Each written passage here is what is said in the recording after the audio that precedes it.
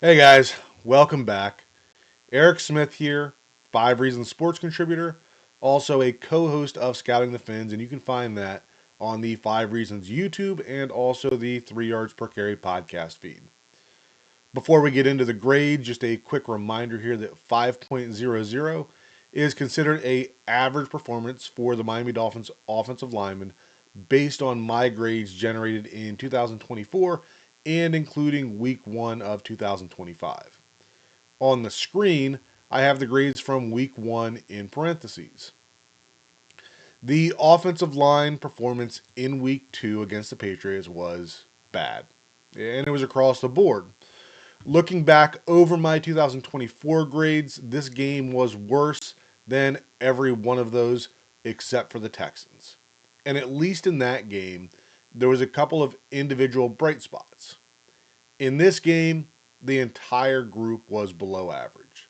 So we're going to try not to spend too much time on this game. And, we're going to fly through the grades. We'll do a little film review at the end as well.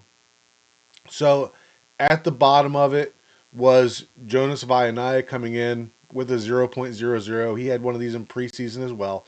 And obviously, this doesn't mean that he, failed every single play, but when you average it out and, put it into the calculator, it is basically worse than any performance we've had. He was supposed to have James Daniels on the other side to, which would allow Brewer to slide to the left and give Jonah some more help, and they'd be able to give Austin Jackson some help on the right edge with, running backs or tight ends. Of the 13 plays where I had Jonah marked at least as partially negative, the biggest issue was when pass protection was slid to the right, leaving Jonah one on one with either Christian Barmore or Milton Williams, and that's just a mismatch at this stage of the game for Jonah. Moving ahead, so Patrick Paul came in at a 3.60 after a clean slate in week 1. And, Pat Paul wasn't even close to that in week 2. I wouldn't sound the alarm yet. He had a couple of really awful plays early in the game, plus the false start on the 2-point conversion, and that really skewed his grade. But I'm not jumping off the boat here. I think that we'll see a bounce back game from him against the Bills. The next one, also another disappointing performance, was Aaron Brewer coming in at a 3.72. He really struggled against the strong interior for the Patriots. In addition to his false start that was called when everyone was moving and Brewer didn't snap the ball, which was another late in the play clock situation, he also had 4 other plays where I marked him at least partially negative in pass protection. And then our next one didn't have a grade for Larry Borom last week because he didn't play enough snaps. Came in at a 4.39, so little below average.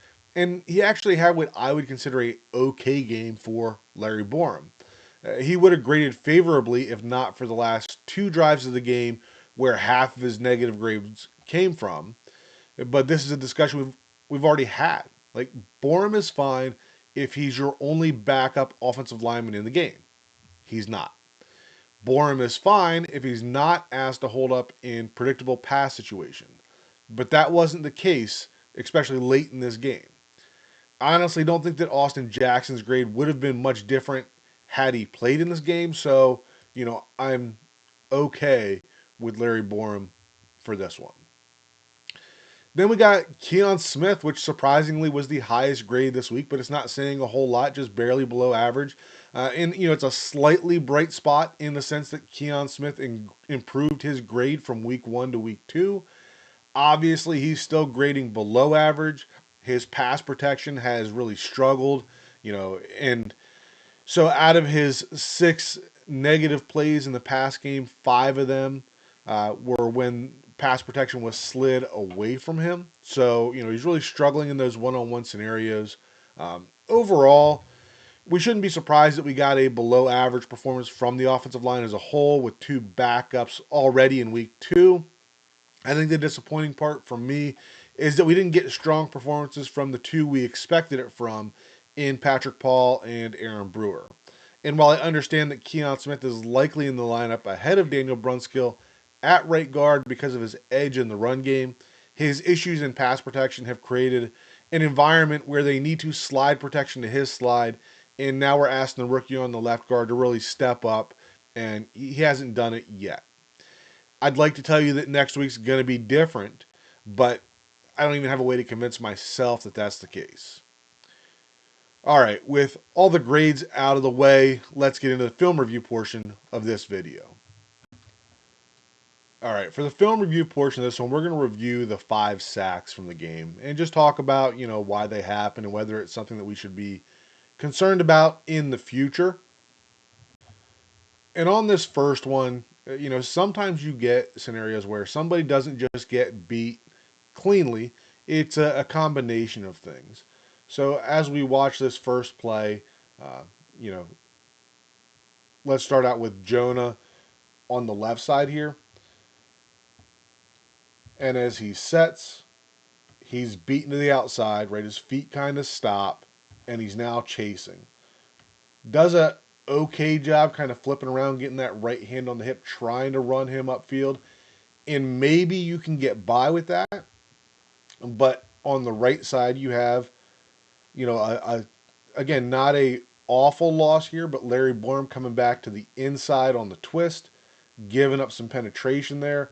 If you don't have both of those defenders essentially meeting at the launch point of the quarterback, then maybe you are able to get this one off or, shuffle, get out of the way.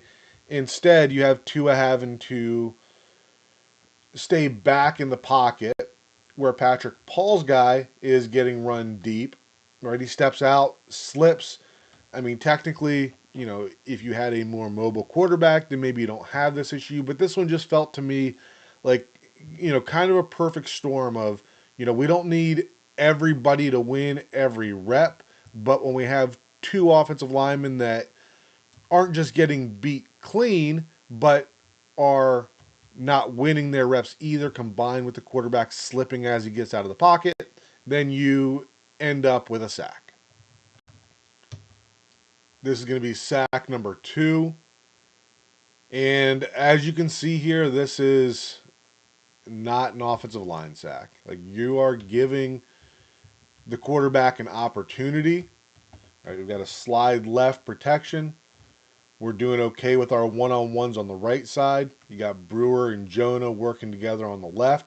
That creates an escape lane to the left side, right? At this point, there is no pressure on the quarterback, but, you've got Waddle just not doing anything.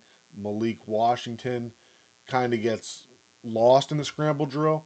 Tanner Connor gets pushed out of bounds.